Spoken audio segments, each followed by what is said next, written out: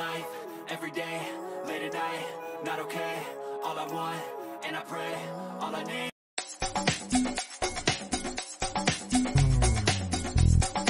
Showbiz Kachika TV.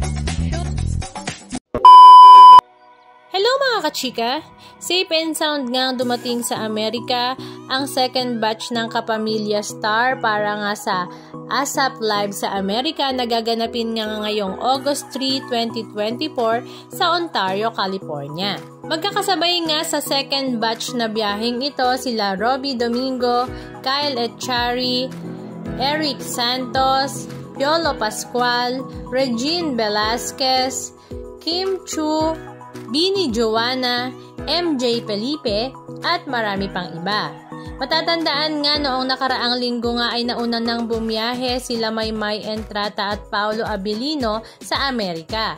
At natuwang-tuwa nga ang Kim Pao fans dahil finally ay magkakasama na ngang muli ang dalawa. Excited na nga ang ating mga kababayang Pilipino sa ASAP natin to sa California na gaganapin nga ngayong August 3. Katunayan nga, ang ticket nga ay sold out na talaga namang ikinatuwa nga ng lahat. At marami rin nga ang natuwa dahil sa MediaCon pa nga lang ay talaga namang napakarami na nga nag-abang. At marami naman ang natuwa kay Kim Chu dahil kahit nga ang kanilang MediaCon ay 2:30 AM Philippines time, ay talaga namang super high pa rin ang energy ni Kim Chu na hindi nga kinaya ni Robbie Domingo at Piolo Pascual kaya naman sila ay tawa ng tawa. Halika at panoorin natin ng ilan sa mga video clips ganap na kanilang ibinahagi sa kanilang mga social media accounts. See you! Hello everybody! Hi! Good morning USA! Yes! First time in the US! Ate Yari! Yes, let's go! Parang may laman. See you this Saturday for ASAP Ontario. ASAP Ontario. Oh, MJ in LA! Wow! Amazing! May sinusundan kasi ako. Why? Meron akong babantayan. Okay lang ba? Anong kamusta na nilipad Ano ba bago kayo? Ano po? Kamusta ngayon na nilipad ka na?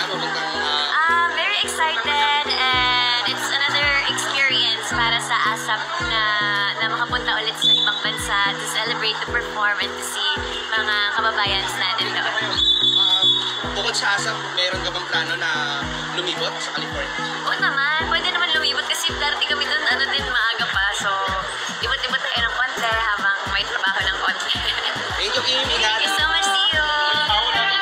Still every Sundays, and then it's showtime Mondays to Saturdays, and that's it for now. And thank you. Gusto ko magpasalamat sa TFC for watching our show, Lin Lang, and What's Wrong with Secretary Kim.